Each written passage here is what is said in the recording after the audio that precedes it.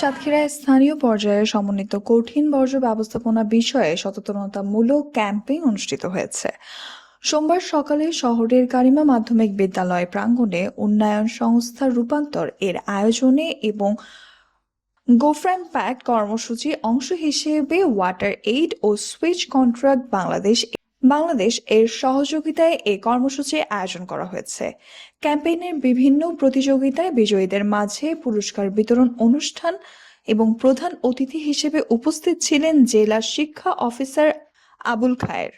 এ সময় উপস্থিত ছিলেন কারিমা মাধ্যমিক বিদ্যালয়ের প্রধান শিক্ষক আজিজুল হক, রূপান্তরের গোফ্রাম প্যাক্ট প্রকল্প পৌরসভা কোঅর্ডিনেটর সবুজ কুমার সাহা ও নাসরিন সুলতান মৌ, যুব প্রতিনিধি কর্ণ বিশ্বাস কেডি সহ আরো অনেকে।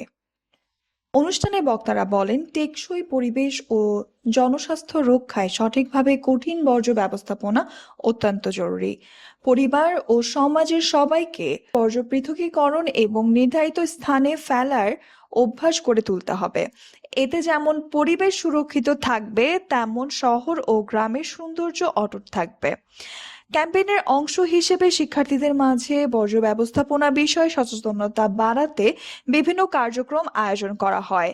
এর মধ্যে ছিল বর্জ্য পৃথকীকরণ ও পরিবেশ রক্ষায় চিত্রাঙ্কন প্রতিযোগিতা, বিদ্যালয় প্রাঙ্গণে ময়লা আবর্জনা পরিষ্কার কার্যক্রম, কাগজ ও প্লাস্টিক দিয়ে শিল্পকর্ম, শিক্ষার্থীদের অংশগ্রহণে পরিচ্ছন্ন পৃথিবী আমাদের অঙ্গীকার শীর্ষক হাতের ছাপ প্রতিকৃতি অঙ্গীকার। আয়োজকরা জানান, এই উদ্যোগের মাধ্যমে ভবিষ্যৎ প্রজন্মকে পরিবেশ বান্ধব জীবনযাত্রার অভ্যাস গড়ে তুলতে উৎসাহিত করা হচ্ছে, যাতে আগামী দিনে একটি পরিচ্ছন্ন, টেকসই ও স্বাস্থ্যসম্মত শহর গড়ে তোলা সম্ভব হয়। Nusrat Jahan, এফবিএন news desk.